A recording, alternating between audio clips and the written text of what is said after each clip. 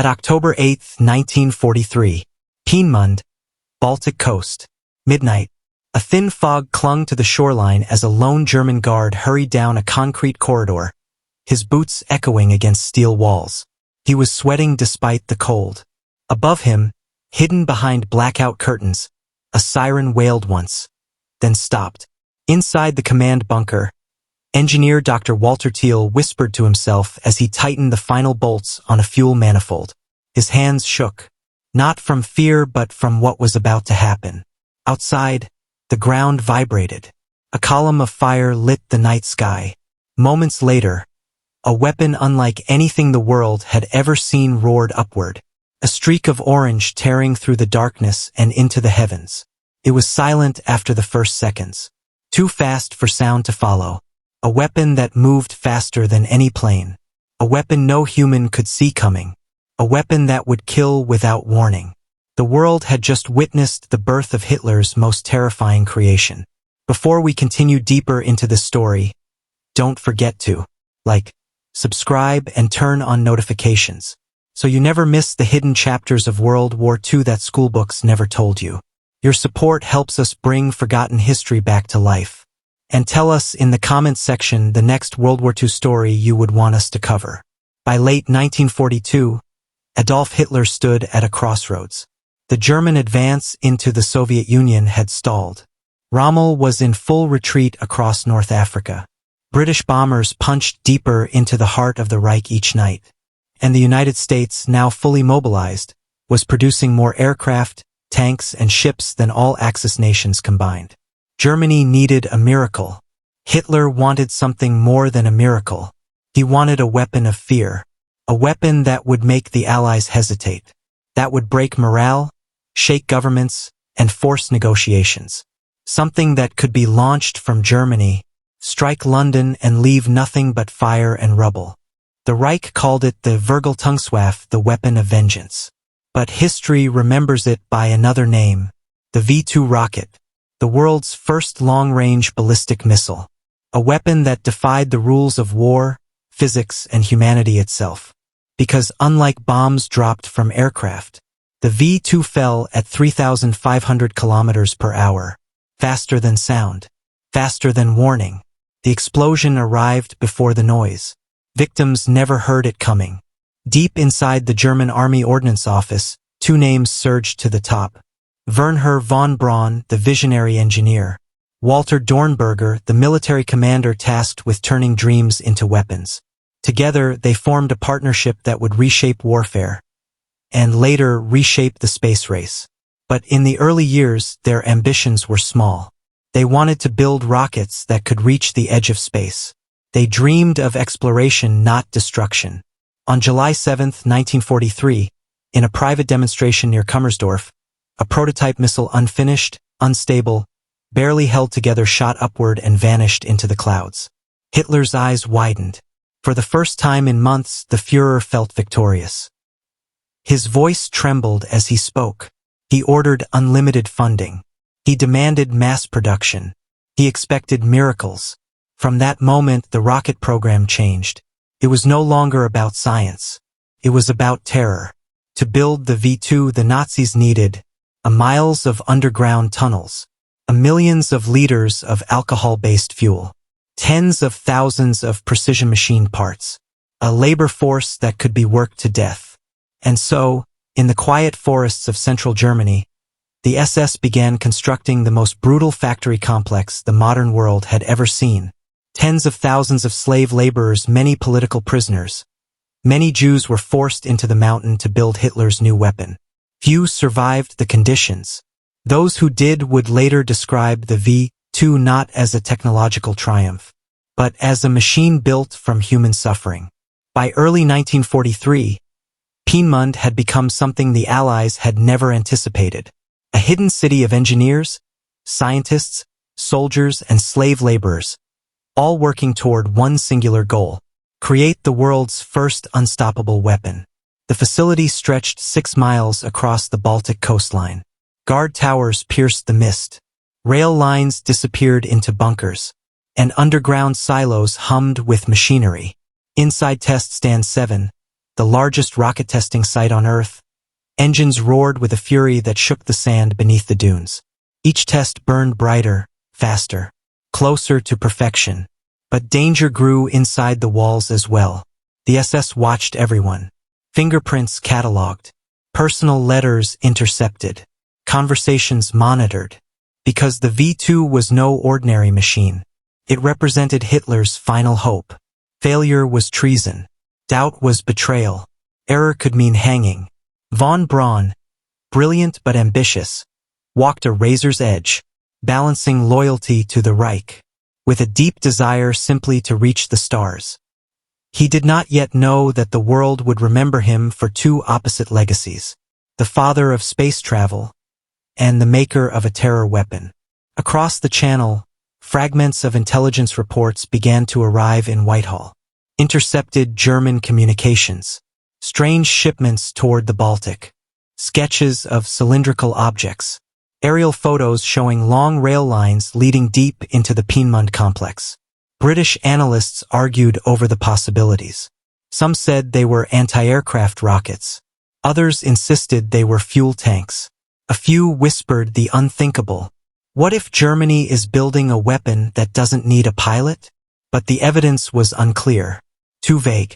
Too unbelievable. Prime Minister Winston Churchill handed the file to his scientific advisor, Lord Charwell, who read it in silence and finally murmured, "If these reports are true, London is in danger." Still, the threat remained a shadow. Not yet visible, not yet confirmed. As the rocket program accelerated, the rumors reached the British resistance operatives in Europe. In the Netherlands, the underground listened. In Denmark, students whispered. In Poland, forced laborers risked their lives smuggling messages through hidden networks. One message, written in pencil by a prisoner in Peenemünde, reached British hands. The truth was becoming impossible to ignore. But the question remained, how do you stop a weapon you cannot see? A weapon launched from deep within enemy territory? A weapon that travels faster than sound? For British planners, the answer was chilling. You strike the birthplace before the weapon is born. In Berlin, Hitler summoned his generals. Maps covered the walls. Blueprints lined the long oak table. The Führer paced the room, his hands trembling with excitement. The generals argued for more tanks, more aircraft, more troops for the Eastern Front. But Hitler none of it. He wanted the V2.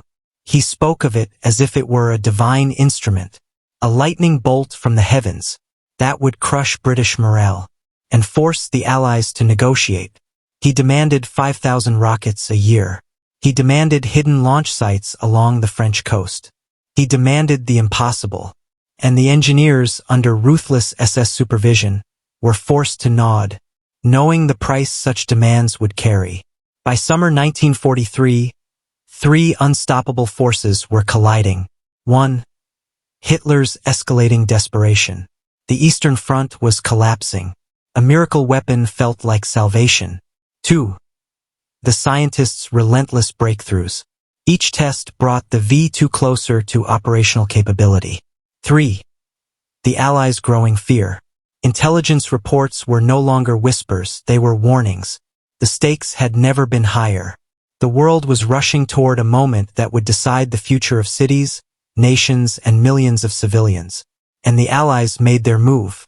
At August 17, 1943, Lancaster and Halifax bombers, nearly 600 strong, lifted off from Britain.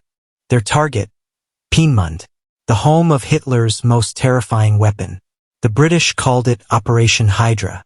The pilots called it suicide. The distance was long. The German radar was strong. And the target was small. But the stakes demanded nothing less.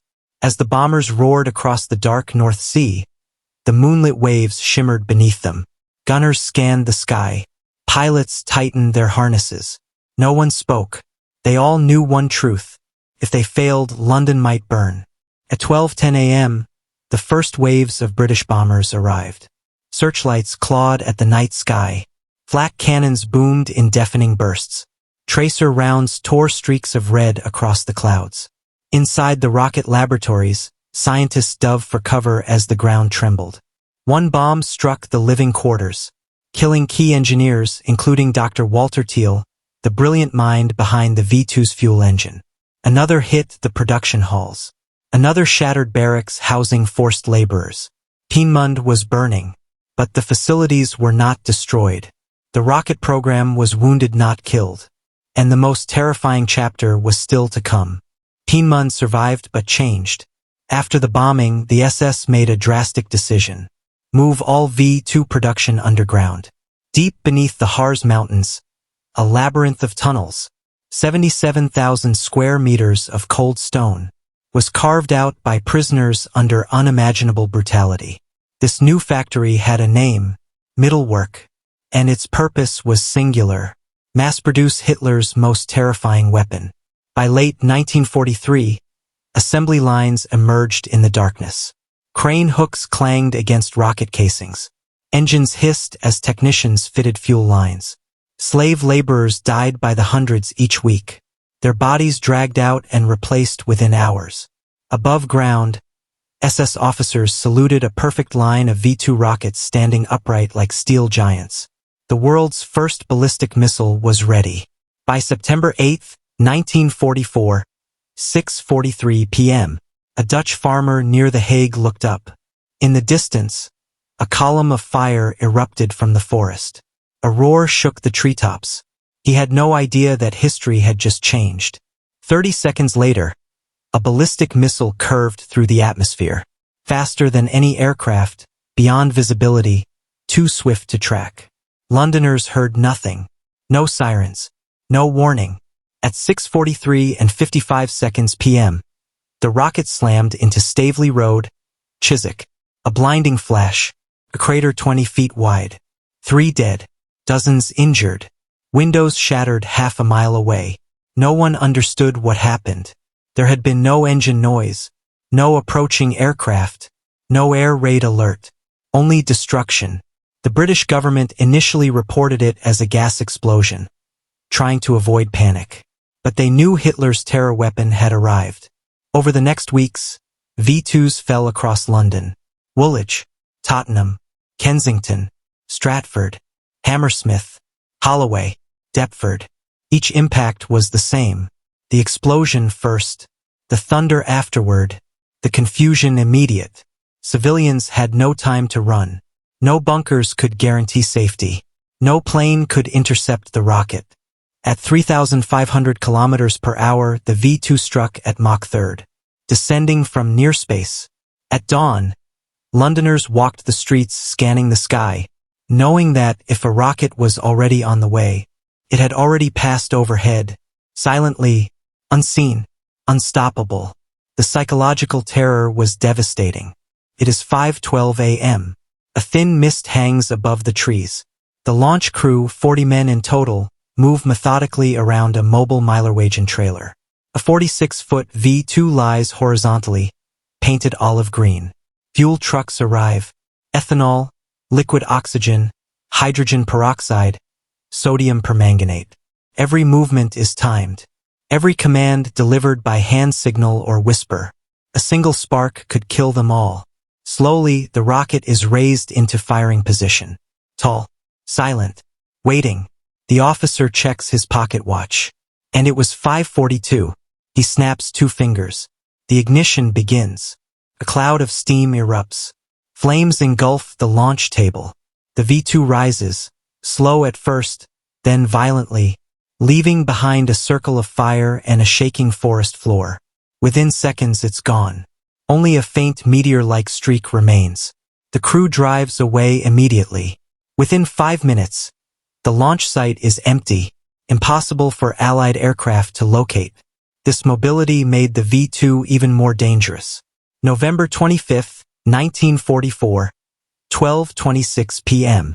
A V2 rocket fell on Woolworth's department store in New Cross, London. The explosion tore through the building, collapsing steel frames, inverting buses in the street, and killing 168 civilians in seconds. It was the single deadliest rocket impact of the war. The terror deepened. Londoners no longer ran for shelters. There was no point. The only defense against the V2 was hope. British scientists scrambled for solutions. Could they intercept the rockets? No, too fast. Could they jam German signals? No, the V-2 used internal guidance. Could they bomb launch sites? Impossible, the sites were mobile. Then, a controversial idea emerged. Bomb the launch cities themselves. Destroy The Hague. Flatten entire neighborhoods being used as staging areas. Kill hundreds of civilians to stop thousands of V-2s. Churchill agonized over the decision. But the cost of inaction was higher. Massive Allied raids followed. Tall apartment blocks used as German camouflaging zones were shattered. Tram lines destroyed. Civilians died in enormous numbers. The moral weight was crushing. War had become a struggle not just between armies, but between consequences. By December 1944 to January 1945, at their height, German batteries launched. Up to 30 rockets per day. London shook. Antwerp burned. Paris trembled. Liège shuddered. By winter's end, over 3,000 V-2 rockets had been fired. Some missed. Some malfunctioned. But enough struck their targets to make every major city feel vulnerable. For the first time in history, humanity felt the terror of a weapon that arrived from the edge of space. By early 1945, the V-2 continued to rain destruction, but the weapon was not changing the war. Yes, it killed civilians. Yes, it leveled streets. But it could not stop the Allied advance. Could not push Britain to surrender.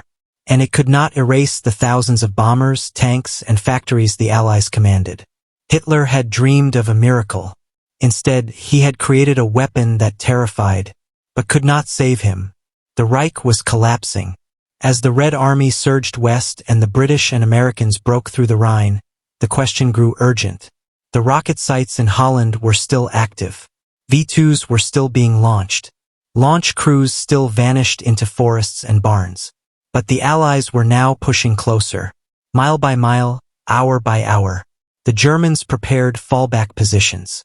They filled trucks with documents, parts, prototypes. They detonated charges to destroy evidence. But they couldn't hide everything, especially not a fortress carved inside a mountain. Deep under the Kohnstein mountain, the Mittelwerk tunnels still echoed with the clanking of metal and the screams of prisoners. By 1945, the death toll among forced laborers had surpassed 20,000. The SS knew defeat was coming. They forced the prisoners into increasingly brutal shifts, sometimes 18 hours without pause, to build the last batches of V-2 rockets. Bodies were left in hallways, corpses piled near ventilation shafts. Exhausted men collapsed beside assembly racks holding engines and fuel tanks. Inside this darkness, terror had its birthplace. And the Allies were coming for it. Across the Atlantic, in Washington, D.C., a new fear was rising. If the Soviets captured German rocket scientists first, they would control the future of warfare. Thus began a covert American mission, quiet, unofficial, and morally ambiguous.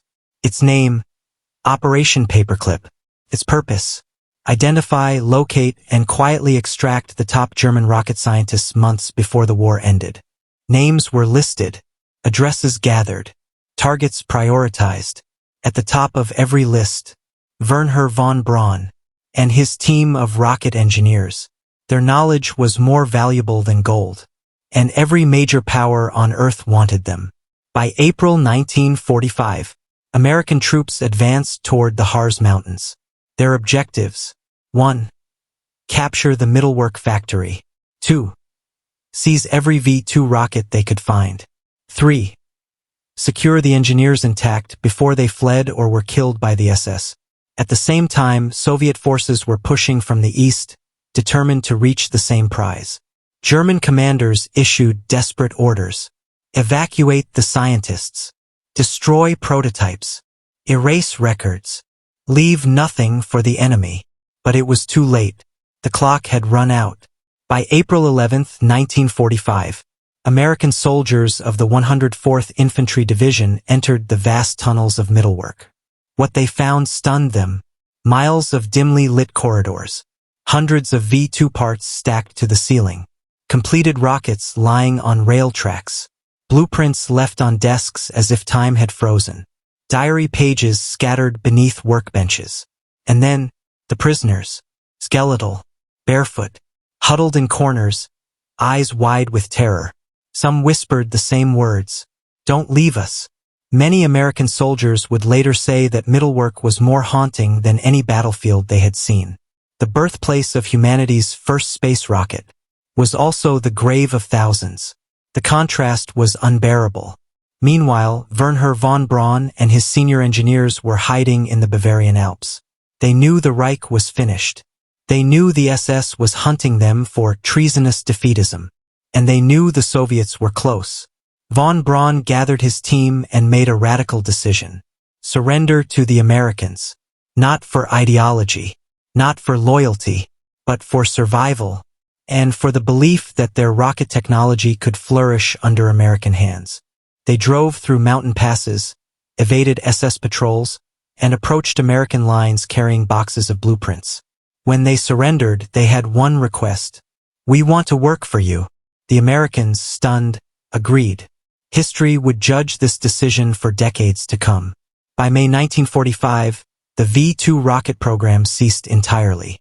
Launch sites abandoned, tunnels flooded, documents burned, factories silent. But the weapon did not die. Its pieces were split across Allied nations. The Soviets took captured rockets and remaining engineers. The Americans secured von Braun's elite team and over 100 V-2s. The British recovered launch equipment and guidance systems. The war had ended, but a new conflict was dawning. The Cold War, an arms race built on the ruins of Hitler's deadliest invention. When the guns fell silent in May 1945, Europe surveyed the wreckage. Cities smoldered. Families searched ruins. Children wandered roads once scarred by fire and steel. And amid this vast landscape of destruction, a question lingered. What had the V-2 truly achieved? It had killed thousands. It had terrorized millions. It had pushed the boundaries of technology beyond anything imagined. But it had not saved the Third Reich. It had not altered the war's outcome. It had not broken the Allies' resolve. The V-2 was a weapon of terror, not victory, yet its shadow would stretch far beyond 1945. The V-2 was the first object to reach the edge of space, pierced the atmosphere. It recorded temperatures, pressures, and cosmic rays. It showed humanity that reaching the stars was not a dream, but a matter of mathematics, fuel, and engineering. The world's first space program was born inside a mountain built by slaves, a miracle of science, created through unimaginable brutality, brilliance and horror, progress and death, wonder and terror. The V-2 was the first step toward satellites, toward space probes, toward lunar landings, and also the ancestor of ballistic missiles. Armed with nuclear warheads, humanity's greatest leap forward, and greatest threat to itself, shared the same birthplace. After the war, the race for the future began. Wernher von Braun and his team were shipped to America under Operation Paperclip, where they began developing advanced rockets for the U.S. Army. Their early work would evolve into the Redstone, then the Jupiter, and eventually the rocket that would carry astronauts into orbit.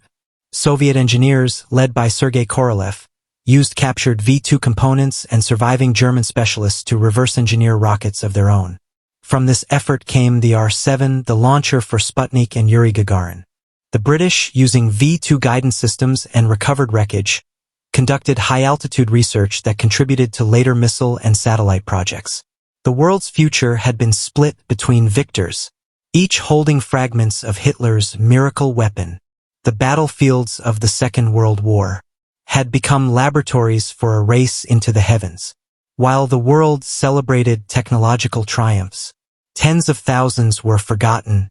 The slave laborers of Mittelbadora, the prisoners chained to machines, working under the lash, dying in the tunnels that built the V-2. Their names rarely appeared in textbooks. Their stories were eclipsed by the scientific accomplishments of the men who had commanded them. For every rocket that rose into the sky, countless bodies lay beneath the earth. The human cost had been unimaginable, and for decades unspoken. Hitler believed a terror weapon could win a war. He believed fear could break nations. He believed technology could replace strategy. He believed vengeance could substitute for victory. He was wrong on every front. No rocket, no matter how advanced, could compensate for a collapsing ideology, a fractured military, and a world united against tyranny. In the end, the V2 revealed a truth Hitler never grasped. Terror can destroy, but it cannot conquer. As the decades passed, the V2 faded from memory, but its descendants rose higher. Ballistic missiles that could cross continents, satellites that orbit the Earth, spacecraft that leave the solar system, astronauts walking on the moon. Each achievement carried a shadow, a silent reminder that the first step toward the stars began with a weapon meant to kill cities. But history is not made of origins. It is made of choices. Humanity chose exploration over destruction, curiosity over fear, wonder over war. From the ashes of Hitler's darkest invention, the world found a doorway, not to domination, but to discovery. Stand for a moment at the site of a former V2 impact crater. Grass grows now. Children play where fire once fell. The sound of life replaces the silence that preceded the rocket's arrival. And imagine the weapon that came from the edge of space, hurtling downward, silent, unstoppable, created by men who dreamed of the stars, but served a regime built on terror. History holds the irony tightly. The most terrifying weapon in Hitler's arsenal became the foundation of humanity's future in space. Destruction became discovery. Darkness became light. Terror became possibility. In the end, the V2 rocket was not the story of a machine, but the story of a world at a crossroads. A world learning that the tools of war could also become the tools of exploration. A world realizing that every leap forward carries a shadow behind it. A world confronted by the question that has followed humanity since the first spark of fire. What will we do with the power we create? The answer, written across the night sky in the glow of satellites and spacecraft, is still unfolding, because the legacy of the V2 is not what Hitler imagined. It is something far greater, something far older than war. It is the story of humanity's endless climb upward, toward the stars, toward understanding, toward a future shaped not by terror, but by choice.